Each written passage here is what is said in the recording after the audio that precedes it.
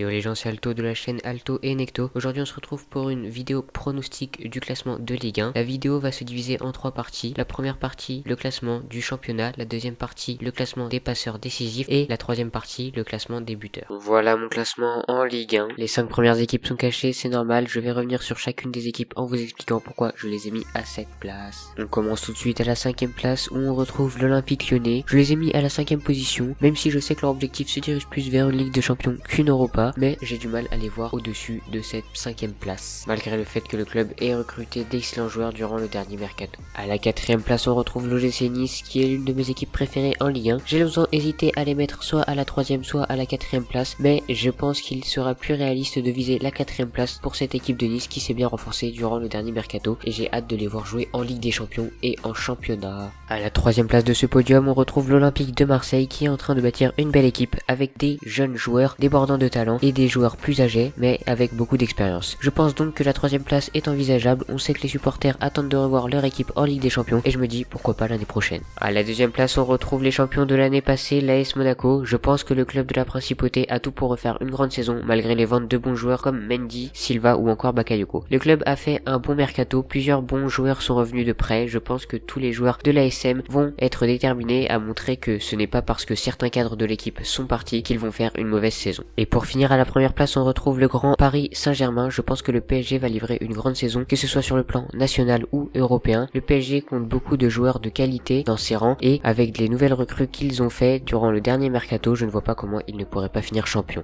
Voilà pour mon classement, on passe tout de suite à mes pronostics des meilleurs passeurs en Ligue 1. Je vous ai réuni 5 joueurs dans l'ordre que je pense être les futurs meilleurs passeurs de Ligue 1. On commence tout de suite à la 5ème place où on retrouve un excellent joueur qui distribue et qui marque grâce à son excellente patte gauche. Je veux bien sûr vous parler de Florian Thauvin. 4ème meilleur passeur ex-aequo avec Riyad Boudbouz et Bernardo Silva l'année passée. Florian Thauvin a tout pour refaire une bonne saison, redistribuer un tas de ballons à ses coéquipiers de l'Olympique de Marseille. À la 4ème place on retrouve un joueur de l'équipe tenante du titre de champion l'an passé. Il a délivré pas moins de 10 passes décisives et il a fini 2ème meilleur passeur de Ligue 1, ex-aequo avec Jean-Michel Seri. Je veux bien sûr parler de Thomas Lemar. Ses qualités sur coup de pied arrêté l'ont beaucoup aidé à distribuer de bons ballons à ses coéquipiers et je pense que cette année aussi il va distribuer de bons ballons à ses coéquipiers, aussi bien sur coup de pied arrêté que dans le jeu. À la 3ème place on retrouve un joueur convoité par les plus grands clubs d'Europe, un joueur complet avec beaucoup de qualité. Je veux bien sûr parler de Jean-Michel Seri. L'an passé, Seri a distribué autant de ballons que Thomas Lemar, soit 10 passes décisives. À l'image de son club, l'international ivoirien a fait une excellente saison. Je le vois bien continuer à distribuer de bons ballons à ses coéquipiers niçois. À la 2ème place on retrouve une nouvelle fois un Marseillais arrivé à la mi-saison passée. Je veux bien évidemment vous parler de Morgan Sanson, avec un ratio de 12 passes décisives en Ligue 1, ayant délivré 2 passes de plus que Lemar et Seri, il finit meilleur passeur du championnat français l'an passé. Je ne le vois pas premier cette année car je pense qu'un autre joueur très bon va lui passer devant. Ça tombe bien qu'on parle de ce joueur car c'est à son tour, il vient récemment de rejoindre le championnat français. À peine est-il arrivé qu'on sait déjà qu'il n'a rien à prouver, il a déjà tout prouvé dans son ancien club, le FC Barcelone. Et oui, je veux bien sûr parler de Neymar da Silva Santos Junior, ou Neymar JR. Neymar, le joueur le plus cher du monde, devrait faire une excellente saison et sauf en cas de blessure, je pense qu'il devrait finir meilleur passeur de Ligue 1. Ayant fini 3ème meilleur passeur de Liga avec 11 passes décisives, Neymar devrait finir selon moi meilleur passeur du championnat français cette année. Voilà pour mes pronostics des 5 meilleurs passeurs décisifs de la saison 2017-2018.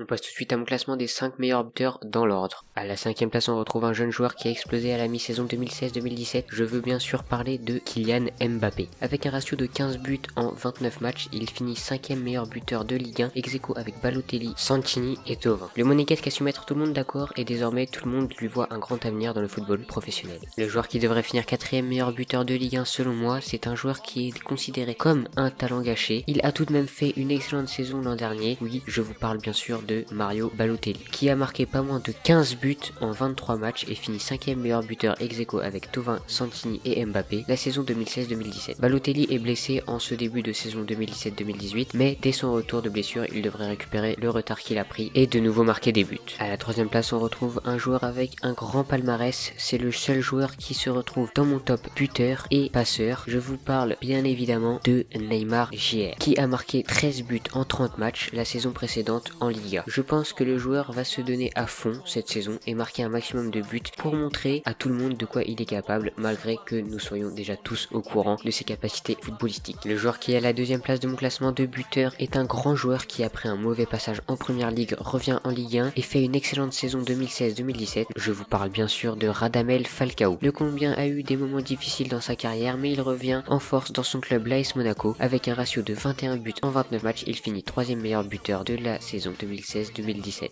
On passe au meilleur buteur de mon classement. C'est un joueur qui a beaucoup raté. Il a raté des face-à-face, des tirs quasi inratables. Et oui, je vous parle bien d'Edinson Cavani. L'Uruguayen a certes beaucoup raté face au gardien. Il n'en reste pas moins un joueur excellent. Joueur qui a fini meilleur buteur de Ligue 1 l'an passé, avec un ratio de 35 buts en 36 matchs. Il était en excellente forme et je pense qu'il va rester dans cette continuité pour la saison 2017-2018 et qu'il va devenir meilleur buteur de Ligue 1. Avant de terminer la vidéo, je tiens à dire que ces classements sont un avis personnel et que, comme vous l'aurez remarqué, je ne suis pas un spécialiste. Voilà, c'est tout pour cette vidéo. Je vous remercie de l'avoir visionnée et si elle vous a plu, je vous invite à mettre un like, à vous abonner, à me partager vos pronostics dans les commentaires et à partager cette vidéo à vos amis. C'était Alto, bye.